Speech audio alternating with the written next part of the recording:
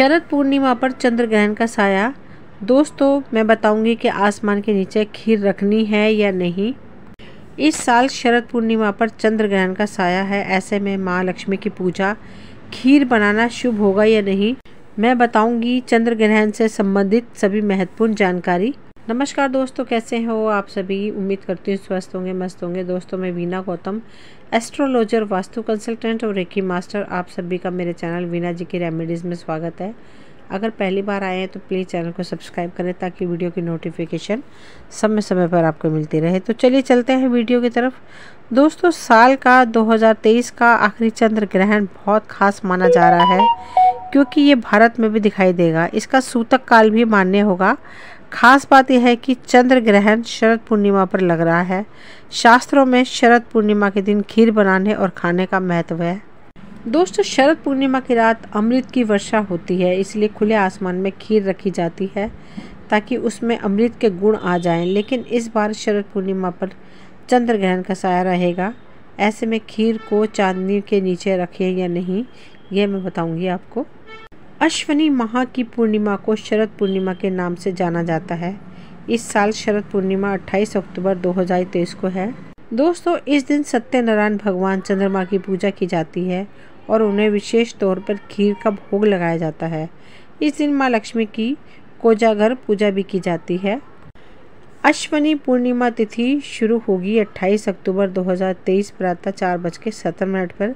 अश्विनी पूर्णिमा तिथि समाप्त होगी 29 अक्टूबर 2023 सुबह के टाइम 1:53 पर। चंद्रोदय का समय होगा शाम 5:20 पे 28 अक्टूबर को, और स्नान दान मुहूर्त का समय होगा सुबह 4:48 सुबह 5:49 पर।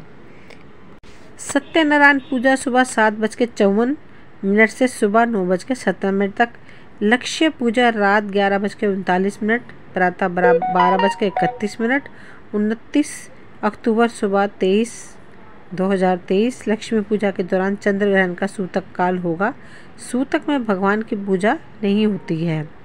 चंद्र ग्रहण 29 अक्टूबर 2023 को लग रहा है। यह खंडग्रास चंद्र ग्रहण भारत में भी दिखाई देगा, इसलिए इसका सूतक काल मान्य रहेगा। चंद्र ग्रहण देर रात शुरू होगा, लेकिन इसका सूतक काल 9 घंटे पहले पूर्णिमा तिथि पर ही लग जाएगा। दोस्तों, अब मैं बताऊंगी शरद पूर्णिमा पर खीर बनाना शुभ होगा या अशुभ। शरद पूर्णिमा पर चंद्रमा की किरणों से अमृत बरसता है। यही वजह है कि रात भर चांदनी के नीचे खीर बनाकर रखी जाती है और सुबह इसका सेवन किया जाता है ताकि अमृत के गुण मिल सकें। लेकिन इस बार शरद पूर्णिमा पर चंद्र ग्रहण है। चंद्र ग्रहण में चंद्रमा की किरणें दूषित हो जाती हैं, इसे शरीर के लिए हानिकारक माना गया है। ऐसे में इस दिन खुले आसमान के नीचे खीर नहीं रखी जाएगी क्योंकि चंद्र ग्रहण का सूतक काल दोपहर 2 बजे से शुरू हो जाएगा। सूतक काल में भोजन भोग नहीं बनाया जाता। ऐसे में आप चाहें तो चंद्र ग्रहण खत्म होने के बाद खीर बना सकते हैं। दोस्तों, माना जाता है कि शरद पूर्णिमा के दिन ही भगवान श्री कृष्ण ने राधा रानी और गोपियों के साथ महारास किया था। मान्यता है ये भी है कि शरद पूर्णिमा की रात चंद्रमा से अमृत बरसता है। ऐसे में इस दौरान चंद्रमा की रोशनी में खीर रखने में खीर भी अमृत हो जाती है। लेकिन इस साल शरद पूर्णिमा के दिन चंद्र ग्रहण भी लग रहा है, तो क्या इस दौरान चांद की रोशनी में खीर रखी जा सकती है? मैं बता चुकी हूँ आपको कि नहीं रखी जा सकती, लेकिन खीर तब रख सकते हैं आप जब चंद्र ग्रहण समाप्त हो जाए। दोस्तों, इस साल शरद पूर्णिमा के दिन चंद्र ग्रहण का साया होने के चलते ना तो खीर का भोग लगाया जा सकता है और न ही शरद पूर्णिमा की पूजा हो सकेगी। हालांकि अगर आप माँ लक्ष्मी के मंत्रों का जाप करना चाहते हैं या कीर्तन करना चाहते हैं तो ज़रूर कर सकते हैं, लेकिन पूजा पाठ से जुड़ी अन्य चीज़ें नहीं कर सकते। ग्रहण के बाद चंद्रमा और लक्ष्मी पूजा करना सही रहेगा। रात्रि में आपको शरद पूर्णिमा का चांद प्राप्त हो जाएगा। उसके अलावा शरद पूर्णिमा पर रात्रि के समय ही माता लक्ष्मी पृथ्वी पर भ्रमण करती हैं और पूछती हैं कि कौन जा रहा है, इसलिए इसे कोजागरी पूर्णिमा भी कहते हैं। इस बार आप शरद पूर्णिमा पर लक्ष्मी पूजा चंद्र ग्रहण के बाद कर सकते हैं। उस समय ही शरद पूर्णिमा के ज्योतिष उपाय भी कर सकते हैं।